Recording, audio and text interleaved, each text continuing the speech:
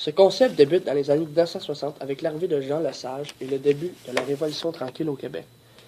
Il s'agit ici de la laïcité. C'est une idéologie de gauche qui est pratiquée dans plusieurs États démocratiques à travers le monde. La laïcité existe encore aujourd'hui, mais elle a surtout commencé en 1945, mais elle a vraiment pris son ampleur dans les années 1960. La laïcité, en gros, c'est une complète séparation entre l'État et la vie religieuse. La première caractéristique est le caractère non confessionnel des institutions publiques. Comme vous le voyez dans le tableau ci-contre, il y a ceux qui sont pour et il y a ceux qui sont contre. Ceux qui sont pour le droit du port de signes religieux veulent que les institutions n'affichent pas leur couleur religieuse, mais ils veulent que les employés puissent afficher leur couleur religieuse, sauf concernant les forces de l'ordre et le pouvoir judiciaire. Et il y a ceux qui sont contre, qui veulent une neutralité à la fois des institutions publiques et des employés de l'État. La deuxième caractéristique est la limitation de la vie religieuse dans la vie publique. Au Québec, ce concept débute réellement dans les années 1960, qui concorde avec l'arrivée de la Révolution tranquille.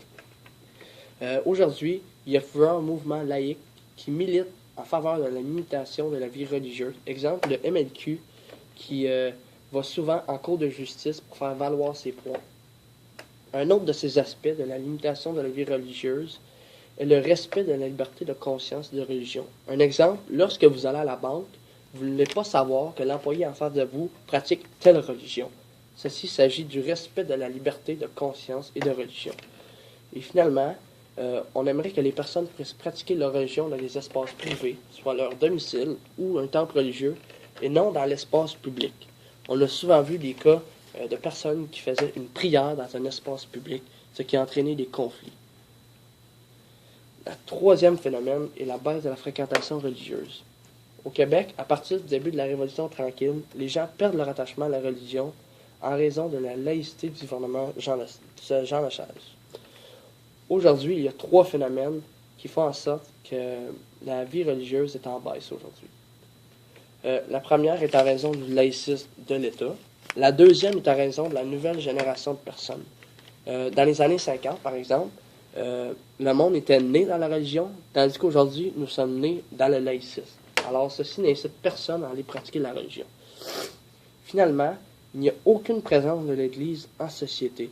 Dans les années 50, encore une fois, l'Église était présente dans l'éducation et dans la santé, tandis qu'aujourd'hui, elle n'est présente dans aucun de ces domaines. Un personnage du passé est Paul-Émile Borduras. Il est né le 1er novembre 1905 à Saint-Hilaire.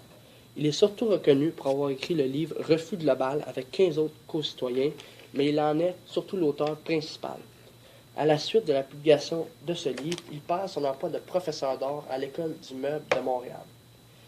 Paul-Émile est considéré comme un artiste et peintre et son meilleur chef-d'œuvre est l'Étoile noire. Qu'est-ce qui associe le laïcisme et Paul-Émile est ce qu'il est tanné de peindre la religion catholique dans ses tableaux. Il aimerait pratiquer un laïcisme dans ses tableaux.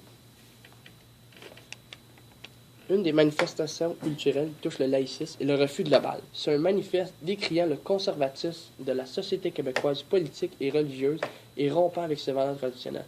Ce qu'on veut, c'est rompre les valeurs traditionnelles qui connectent l'État et l'Église. On dénonce aussi la puissance et la symbolique que l'Église apporte dans tous les sphères de la société, comme exemple l'éducation ou la santé. Un des problèmes du refus global, c'est qu'on adopte une position anarchique. Une position anarchique, c'est une position qui n'est pas claire, juste et directe. On critique aussi le fait que les gens découvrent le surréalisme de la laïcité.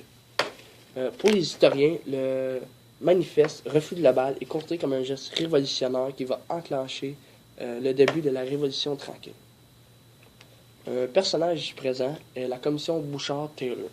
Tout d'abord, il y a trois tendances concernant les positions sur la laïcité après ce rapport. Il y a la position favorable au rapport, alors oui aux accommodements. Il y a la position défavorable parce que le rapport ne va pas assez loin. Ceux-ci sont souvent des partisans de l'extrême gauche ou des partisans pro-laïstes. Il y a ceux qui sont défavorables parce que le rapport va trop loin. Ceux-ci sont souvent des personnes qui pratiquent souvent la religion. La commission était dirigée par le philosophe Charles Taylor et le sociologue Gérard Bouchard. Le but de cette commission était d'examiner les questions liées aux accommodements raisonnables au Québec. La commission doit faire le portrait des pratiques d'accommodement au Québec, consulter et sonder la population sur le sujet. La commission est allée dans 17 villes différentes pour demander à la population son opinion sur les accommodements et finalement émettre des recommandations au gouvernement concernant les lois ou des projets de loi à faire suite à ce rapport. Finalement, le rapport conclut qu'il n'y a pas vraiment de problème majeur concernant la pratique des accommodements raisonnables. Le rapport est vraiment conservatrice et a vraiment une ligne droite et directe. En conclusion, la laïcité est le fait que l'État soit neutre et qu'il fonctionne selon les règles démocratiques et qu'il favorise la citoyenneté et le respect des valeurs fondamentales.